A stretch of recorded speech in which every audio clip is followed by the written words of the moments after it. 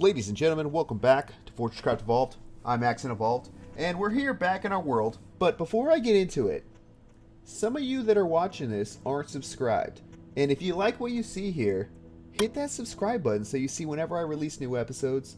If you really like what's going on, hit that thumbs up. It helps out the YouTube algorithm. So anyway, let's get back into this video. So, last time, we got some stuff set up around the camp here, right? So we got... we got our Falcors all up and done, and I want to show you guys. I've kind of been working on some stuff in between the episodes, so I want to kind of show you what's been going on over here. So, first things first, I greatly expanded on the storage. So now we have 8,000 slots of storage available for all these bug parts, and you can see I took all the stuff from up above that was in all the four corners, and I brought it all down here, so now everything has plenty of room, even though we're starting to fill up quite a bit. And what's nice about this, I can pretty much expand it, pretty decently far. I could probably add another 5 hoppers per line if I had to. That's 10,000 more storage, so I think this is going to last us for quite a while. I don't think we're going to outgrow this anytime soon. We have at least 2,000 slots. 2,000 plus slots for each item, so that's kind of nice. But something I'm realizing now, we are getting into the end game, right? I know I kind of keep talking about this, but with the end game comes a few things that we need to make happen. So number one, you might notice behind me, I'm kind of clearing out, I'm excavating out some room here, because I think what I'm going to end up doing, I'm going to turn this area... I'm going to extend out the pad there. I put a hole in the wall to access this area. I think I'm going to build a platform out here and turn this into the OET charger, the orbital energy transmitter. It's basically that's the end game. You charge that up, you go over to the corners and you nuke the bugs. Now, that's all fine and dandy. That's the goal, right? That's the plan. And as a part of that, we're going to have the charger kind of, I don't know, in the middle here. But we're going to need like a ton of jet turbines to charge that thing up. So getting that all situated is probably going to be an episode or 2 or 3 in itself. But as a part of that, while that thing's charging, the minute you start charging it, all the corners are going to launch their bugs at us. So if the CPH gets destroyed during that, you lose all the charge you have built up. So, the main thing I want to do for this episode, nice little segue there, is I want to figure out how we're going to use all this power to put more turrets down. I know we've been doing missiles a lot lately, but I haven't quite figured out how I want to distribute those yet, and I'm kind of letting them build up. And also, I want to kind of get those armor-piercing warheads situated and set up to craft as well. So there's a little bit more that has to be done with that now that we have all the bug parts kind of centrally located. We can integrate those with the missile crafters to get the armor-piercing warheads. But that's not all I've been doing. I've been doing a little bit of cosmetic stuff as well. So over here, I built a little entrance in the wall, or a little hole in the wall, to kind of go into our resin farm. Now, trigger warning, things do not line up like they should. I already know this. I didn't take that into account when I started building it, and everything's way too far established to consider moving anything. So just keep that in mind and don't judge me too hard. But I wanted to make a nice little transition into, our resin farm. I didn't take into account where the center of the wall is versus where the opening of the resin farm. I didn't take that into account when I was building everything. So I kind of tried to just make it work. I built this nice, descending staircase here that just kind of leads into the resin farm, right? Now, like I said, I'm trying to make the best with what I got, right?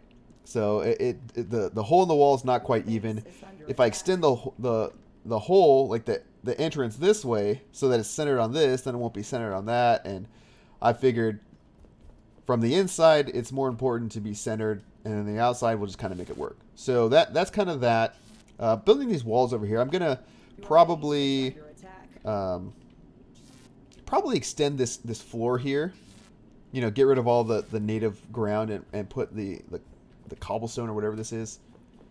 Kind of extend that out. I did the same over here.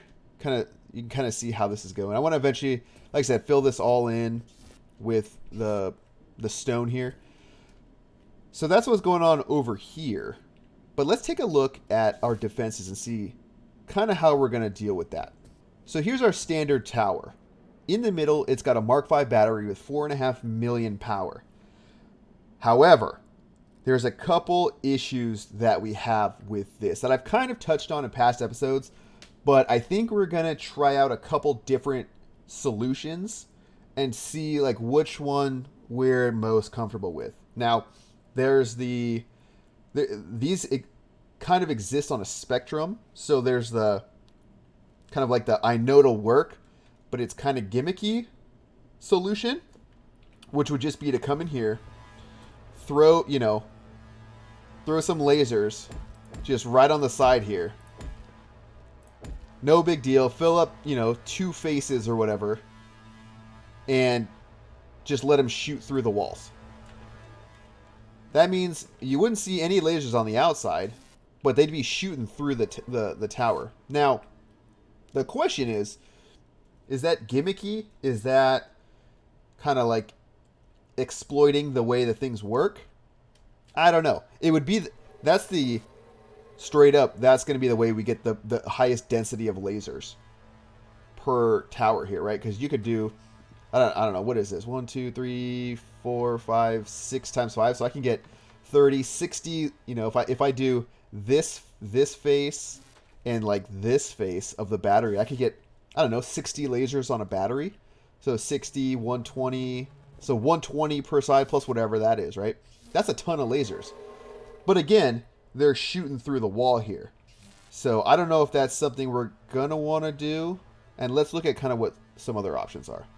Another option is using this level right here. Now, from a visual standpoint, depending on how we get this set up, we could have lasers kind of set up like this, kind of in the same fashion that we had them set up over here.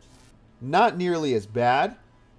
The problem, though, is we have way less density, and getting power to these lasers is going to be a little bit trickier, because if we go, do I have an opening here? Do I got to make one? I got to make one. Okay.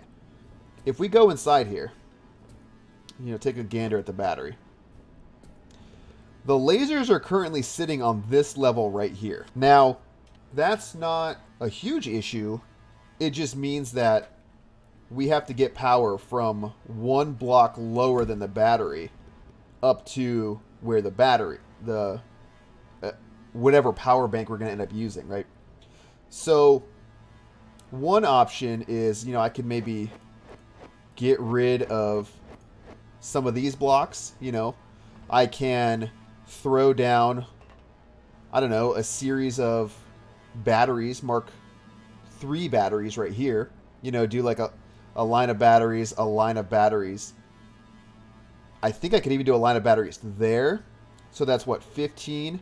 But then I'd have to do another line of batteries like here, because this is going at this level. But once I get out to here, right, this outer part where these turrets are sitting, if I were to get rid of that block under them, it'd be getting rid of this line right here. So I'm just not sure, do we want a, just a line of batteries in the middle here? Do we care how that looks? I guess I'm out of batteries, but I mean, I guess that doesn't look the worst. It kind of breaks up the pattern a little bit. Actually, maybe I kind of like that. That doesn't look bad at all. So that's what?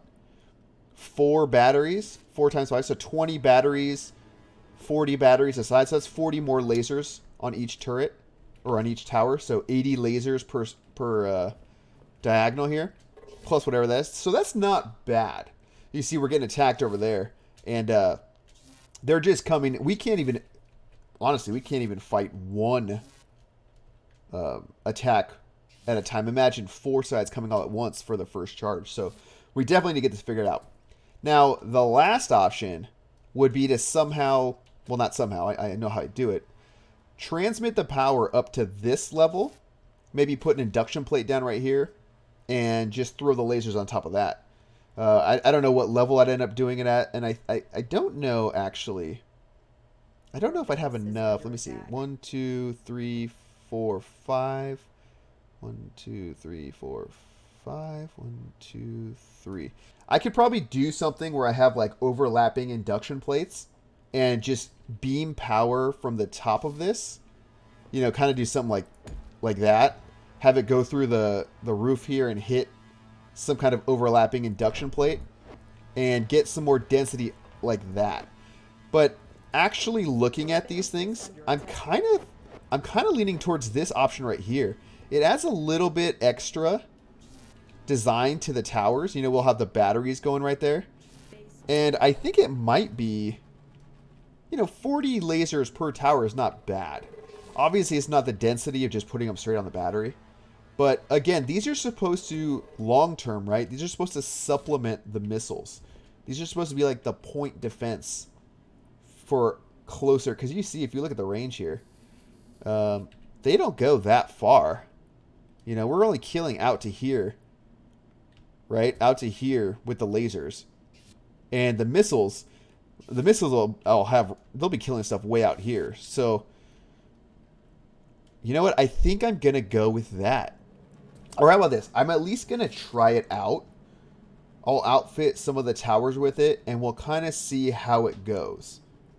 We'll see the effectiveness of just having that, and we'll see kind of from a looks perspective. But the problem I have right now is I don't have nearly enough batteries. I don't have nearly enough turrets. So I'm going to go through, get that stuff all crafted up, and then I'll meet you guys back once I have that ready, and we're going to start building. All right, so I got all the materials made up. Now, I wanted to show you guys kind of like a quick overview of how this is going to work. So essentially, I'm going to do something like this. And I love this feature, right? Now, this is a 5x5, right? And I don't know, I seriously have no idea if this is more efficient than just using an induction plate. And you might think, well, why don't you just use an induction plate? Normally, I think I would, but if you look here, this corner is going to be the same for both 5x5 structures, right? So I think my only option is really just to do it kind of like that. Now I think there's 49 total batteries, and yeah, it's not even really touching the power of this at all. So I got plenty of lasers, plenty of batteries, so I'm just going to start plopping these down, and we'll kind of see how it looks. Alright, so that's kind of what one tower looks like, just packed to the gills with lasers. And from the ground view, I don't think that looks bad. I don't think this kind of ring of batteries looks terrible. And if anything, it kind of gives me a nice at-a-glance status on how they're all charged.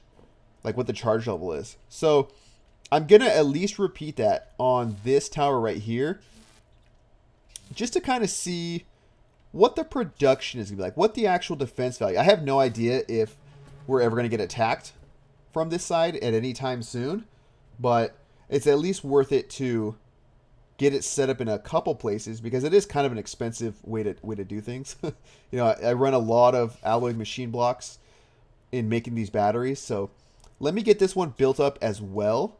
And then we'll come back and hopefully at some point we'll see like how this is gonna, you know, actually work out. And actually, before I do this, I realize I just made a mistake here. I don't think having this is probably the most efficient. I think if I'm gonna have two faces, it should probably be this interface right here, because then it at least overlaps kind of with these ones, right? Because these ones come out to just past the wall. Stuff here is going to come out over there. I don't think it's going to, I don't think it's going to be a huge difference. You know, actually, if I really wanted to, and maybe this is the answer, I could just extend this out to all four corners, right? All four sides here, and just have all the lasers doing that. Let me actually get that set up, and see how that looks.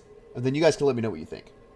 All right, so there it is. There is the tower fully decked out in all of these turrets. Now, this is a ridiculous amount of turrets, but I don't mind the way those batteries look. I think they actually look pretty nice.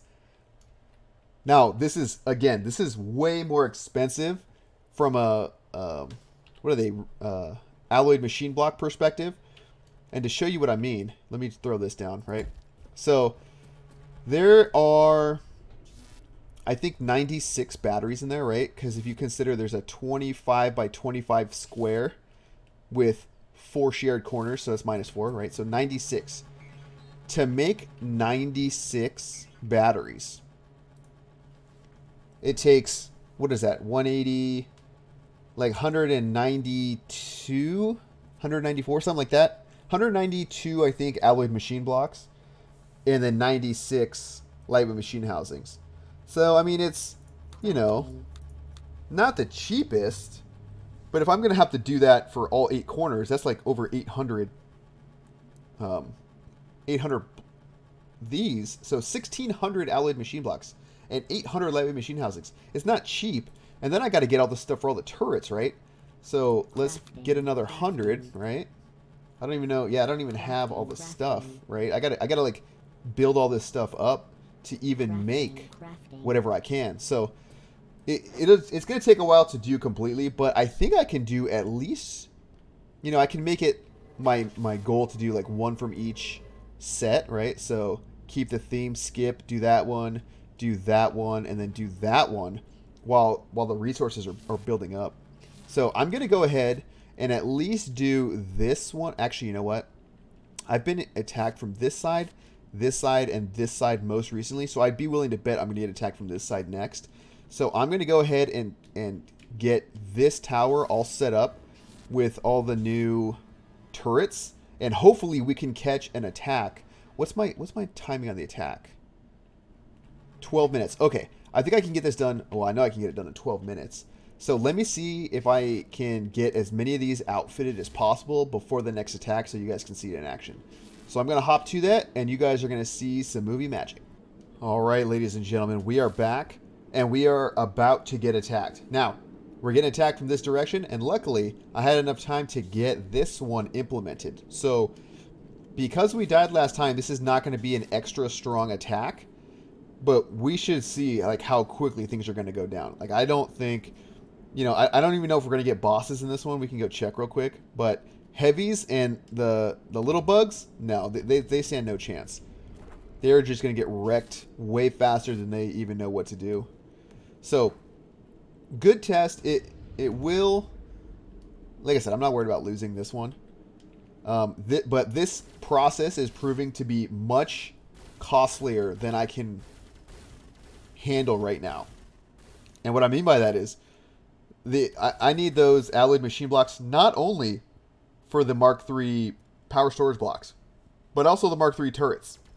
So, I'm not producing them in fast enough quantities to really like keep up. So I got that corner, this one, the first one done, and I started on this one here before I completely ran out of everything. It's getting there. I mean, I don't want to get too far in there because it gets loud, but you know, we got 7 turrets on there. So I guess it's better than nothing, but we're getting there. And you can see, this is just utter annihilation. What is our battery status? We can at least check that. Just kidding, wrong one. Let's check this battery. Where are you at?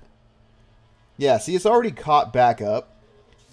And at least by using these Mark III power storage blocks, I know the transfer between them isn't the greatest, but it's at least letting us, I don't know how that far, we got that far, but it's at least letting us have a little bit more buffer, you know? Because this can run, this right here can run this amount of turrets for a fair amount until they run out of power. I don't know how much power they take per shot. But yeah, this is gonna be overkill for what we have going on. But I am encouraged by the early results. That's good range too. We're getting them way out here. Spider Bro over here doing work. Look at that. We got him all hooked up with all the guns and stuff, and he's just doing work. In fact, he's taking them out before they even get close. So, not bad. We're going to need for sure to increase the amount of beacons we have farther out, because I already see there's tons of parts that don't get picked up. We might even need to put more Falcors in there too. So while this is going on, I think I'm going to call it an episode here, more or less. I want to talk to you guys or show you guys a little bit more about the grand scheme. So we already talked OET right over here, some kind of mass farm for turbines to power the OET, but those will be OET specific. Over in this corner, or this side, I guess, I want to set up a Hodor station.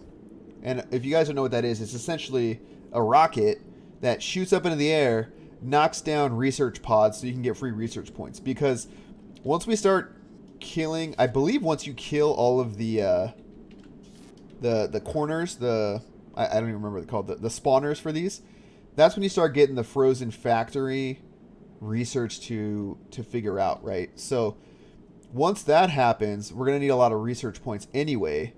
And that's kind of what I figured we'll do with that. So OET over there, Hodor over here. Over here we got the Spider Bro. Over here we got the resin farm. Man, look at that. Look at that render distance. And then our quarry still seems to be going well. I mean, we hit an iron vein recently, which necessitated me putting in some buffers. I've had to put in these huge 2,000 slot hopper buffers in a couple places just to handle the extra stuff. Like if we get, like this is a good example, right? When we get some copper, in fact, maybe I'll put it here. When we start getting copper in, if we hit a copper vein, it's just going to back up, right? So we don't have a lot of overflow handling built in here, which kind of sucks. But actually, you know what? Well, I don't know if this would help anyway. I could set up a priority splitter thing to where when these are filled up, they just automatically default back over here to the macerators. But I don't know if that's worth it, because then we're just recycling ore to get more ore potentially. But I guess whatever kind of makes it so that we can handle the throughput. Because this iron is coming from our main iron vein, this stuff right here. So we've hit another vein that's kind of like, in fact, I can just kind of do that so that we're only feeding off of this stuff coming in. But we're backing up all over the place, right? So we finally filled up all of our missile crafters. So we have 6,000 missiles plus a few that are just waiting. We have plenty of empties. We've got fuel for days. You know, look at that. Topped off fuel, topped off holding. If we start going back over here, our 2,000 slot hopper, over 3/4 full. So this is going to start backing up, which is going to kind of be perfect because we're going to need, once this backs up, that backs up, that buffer right there backs up, we're going to need to start diverting some of this over to, you know, I don't know how I'm going to do it. Maybe I'll go, I don't know, maybe the same way. We're going to need to get it to over where the OET is, because we're going to have a ton of turbines that we're going to need to fuel for charging the OET. So that's kind of like long range plans. And then of course, getting the armor piercing warhead assembler going somewhere over in this area. And then however we're going to do the missile distribution. So like I asked in the last video, if you guys have any ideas on ways we can handle missile distribution, that's kind of, you know, we've got eight platforms to get it to.